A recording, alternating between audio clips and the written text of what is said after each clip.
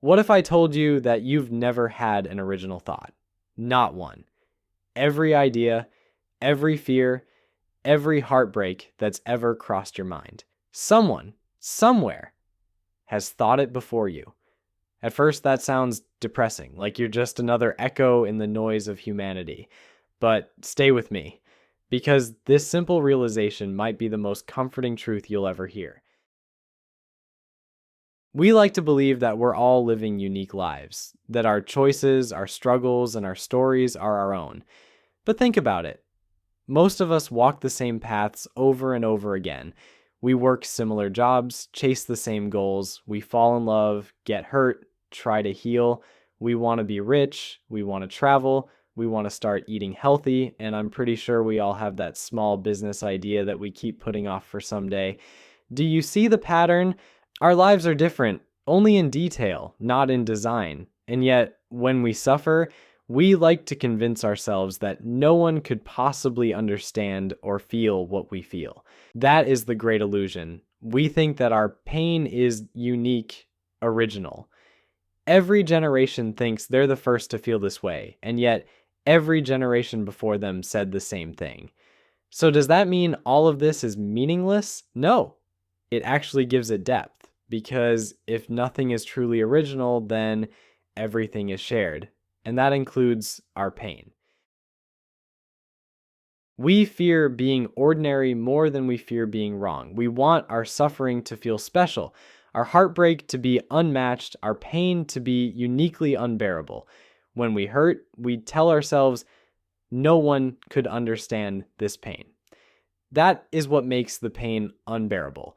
Let me paint a picture for you. You're lying awake in your bed at 2 a.m. staring at the ceiling, replaying the mistakes of your life like it's a showreel. Someone else, maybe hundreds, maybe millions, was doing the exact same thing.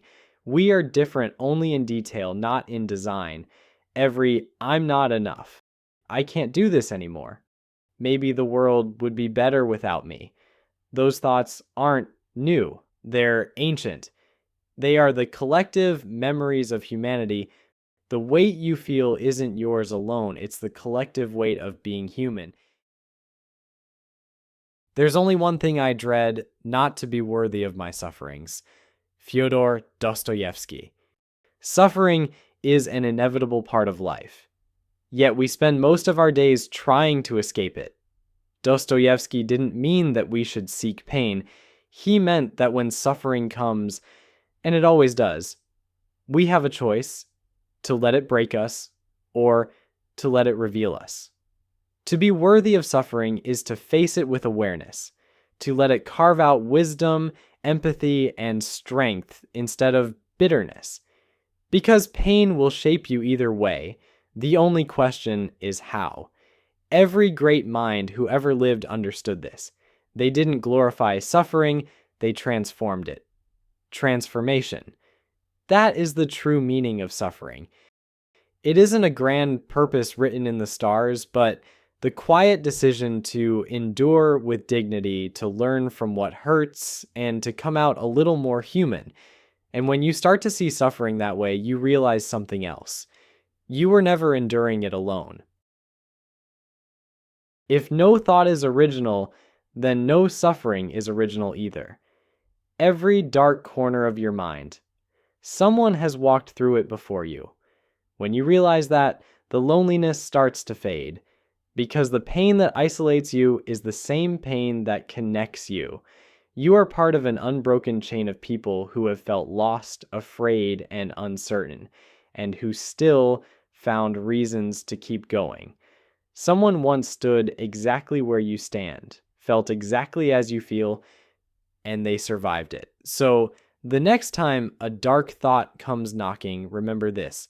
That thought isn't yours alone. It's humanity speaking through you, reminding you that even in your suffering, you belong to something vast and ancient and resilient.